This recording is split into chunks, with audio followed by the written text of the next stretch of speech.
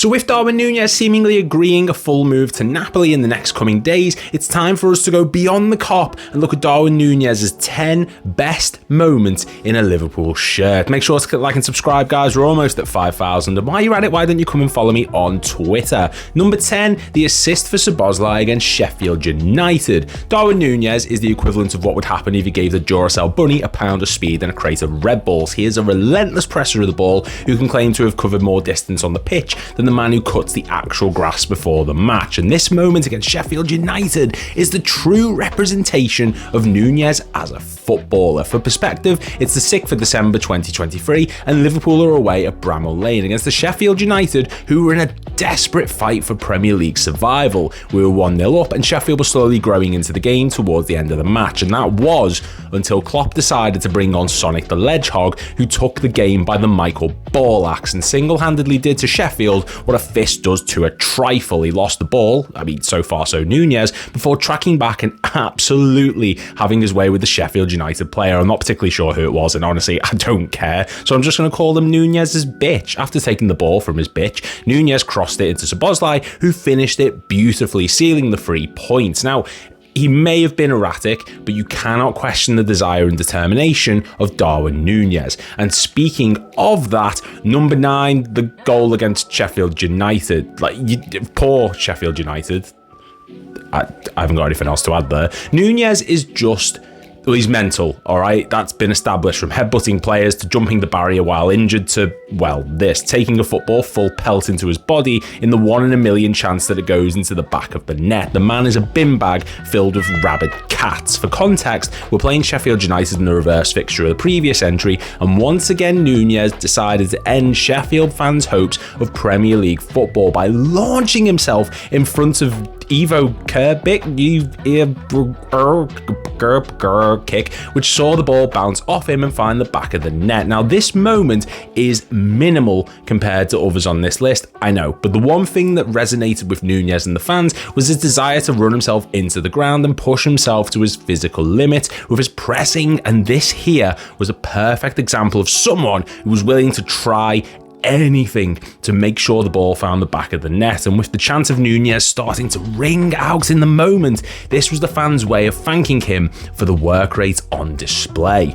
Number 8, the Salah connection. Okay, it's cheat, I know, but so are Man City, and they can still continue to spend money, so here we are. Admittedly, it's not a moment per se, but for a brief period of time, the link-up between Salah and Nunez was looking like it could be the key to unlocking Liverpool's next attacking phase following the departure of Sadio Mane and the decline of Roberto Firmino. In total, between the 6th of August 2022 and the 27th of October 2024, Darwin Nunez provided 11 assists for Mo Salah, coming in matches like the 2-1 win against Tottenham, the 2-0 win against Everton when he ran almost 2/3 of the pitch before chipping it over to the Egyptian king, and another assist in another 2-0 win against Everton because, 1995. Even this season, he contributed to Salah's goal-scoring prowess with an assist against Arsenal at the Emirates. And in the 2023-24 season, when it looked like Salah was slowing down and was going to have to rely on his playmaking to move us forward, Nunez was able to provide the physicality Salah couldn't at the time, latching onto every ball put through to him. It ultimately didn't work because, of course, it's Nunez, but for a fleeting time, it was a partnership that put fear into defences across the league and actually set records, with the first 6 of Nunez's assists being for Mo Salah, a joint record at that point. Number 7, the Community Shield. The summer of 2022 was dominated by one conversation: who'd be more successful, Erling Haaland for Saudi or Darwin Nunez for Liverpool? And the conversation really didn't need to exist, for the simple fact of it was just never a contest to begin with. Every man and their dog knew Haaland was going to be the breakout star of the two, except for Rory Jennings, and the next 3 seasons would prove that. But following the Community Shield on the 31st of October 2022, there was actually doubt over who would go on to achieve greater things at their respective clubs. The match saw Haaland miss an open goal, while Nunez came on the pitch like a pit bull looking for chips. He won us the penalty, which was converted by Salah, another assist assists for the King, apparently, all before he headed home from close range to secure as a third goal, and also ensuring that the Community Shield went the way of Liverpool. It was perhaps a red herring, but this moment of euphoria and the idea of getting one up on Man City at the time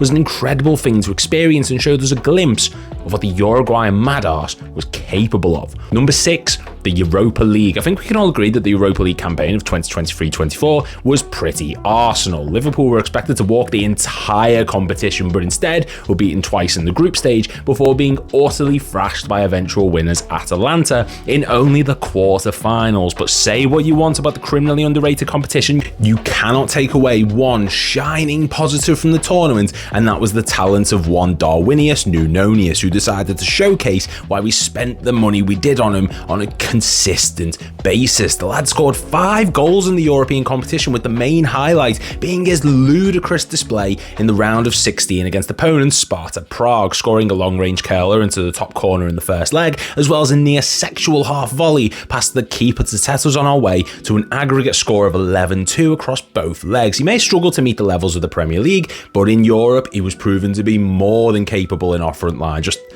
ignore the miss against Lask. Okay, great, thanks. Moving on. Number 5, the Bournemouth winner. We're getting to the point of the list now where everything is pure serotonin on the brain. So if you need a breather or a sandwich, I'd have it now. Now, I'm aware that not everyone views the League Cup as a thing to get excited about, and to that I'd say your missus has the same reaction to your penis, so deal with it, because the League Cup is a piece of silverware that deserves respect and appreciation, a sentiment that Darwin Nunez clearly agrees with, because on the 1st of November 2023, he decided to score this beauty of the vitality to send the Minecraft print-wearing Liverpool into the semi-finals of the contest that they would inevitably go on to win. At this point as well, the introduction of Nunez saw the Bournemouth fans erupt into cheers and chants of "You're just a shit Andy Carroll," which, I mean, look, Andy Carroll was the shit Andy Carroll, so yeah, and also have that. Nunez has always been someone who is a bit hit and miss when it comes to those easy match-defining moments, but this season saw him stepping up in massive moments and making things happen for us, attempting things that other people wouldn't have ever attempted and bearing the fruits of it. I said it to James Lawrence Orcott, and he seemed to agree with me, and honestly, I value his opinion more than I do the keyboard warriors of Twitter, so have that. Number 4, Nottingham Forest's winner. I would have sold my soul to the devil himself to have been in the away end that day. Seriously, if Trent can do it, so can I. March 2024, and Liverpool are still in a title race. The lads are giving it everything in an effort to give Jurgen Klopp that dream send-off, including trying to give the man a heart attack by leaving almost every single match until the last minute to win. And in this case, it was the last minute, with Nunez once again scoring a crucial match-winning header, this time in the 99th minute, which is on record Liverpool's latest ever Premier League goal, because, you know, we're record breakers. Just practicing what I'm going to say when we win number 21 next year.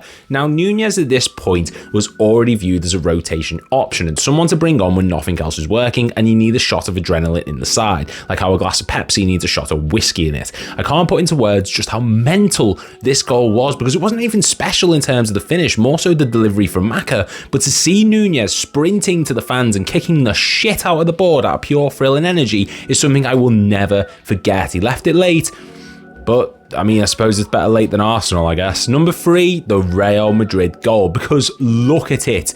Jesus Christ, I thought Firmino had left. Number 2, Brentford. Okay, look, we all know it's going to be number 1, and yeah, it should be, but you could make a case for the 2 late goals against Brentford being there as well, because this was in our title-winning season, and at this point, Nunez was considered a done and dusted experiment that had no place in slot Liverpool's side after the best-looking ball man in the division preferred to play an injured Diogo Jota and an out-of-position Luis Diaz ahead of him. But did he ever let that get to him? Evidently not, because here he is being subbed onto the pitch in the 65th minute when we were struggling to break down a resolute Brentford defence and going on to score in both the 91st and 93rd minutes, sending the fan base into a frenzy. The first was a tap in from a snake's cross, but the second was a well-controlled blast into the top of the net to secure 3 points and send a message to Arsenal, who ended up drawing with Aston Villa shortly afterwards, that we're not going anywhere in this title race, and that despite the views of Liverpool being bottle jobs in said title races, we had a squad filled with players like Darwin Nunez, who, while not playing all the time, were capable of coming onto the pitch and contributing. And while this was an incredible moment and one to cherish, it isn't quite as special as number one, the winner against Newcastle. I love this so much. I'm a sentimental and passionate fan. I may not be able to break down tactically the subtle nuance of a team's positioning and the style of play they utilise, but I can feel energy and emotion, and seeing Nunez come onto the pitch at St James's Park against the Newcastle side who made the Champions League the season before, after we went down to 10 men following Van Dijk's red card, and scoring not only the match equalising goal but the match winner shortly afterwards, when no one in hell gave us a chance at the time, showed just why Nunez can hold a place in Red folklore. Neil Mellor against Arsenal, Gary McAllister against Everton, Lovren against Dortmund, and Origi against Everton are just a couple of examples that spring to my mind. But seeing this lad come in and give that extra layer of attacking energy when we look down and out was terrific to be a part of. The finishes were top quality and the moment was the same, because if you ever need an example to give someone about what makes Liverpool special, you can add this to the list. Nunez didn't work out, and honestly it's a shame to see, and I will be the first to admit that I criticised the lad both on my channel and others, but I can also appreciate what he brought us, because despite his flaws, he was one of us and he gave 100% when he was on the pitch. The memories he provided me with will last a lifetime. Thank you, Darwin, and best of luck at Napoli. And that's our list. Everyone, please make sure to click like and subscribe, and I'll see you all in the next one.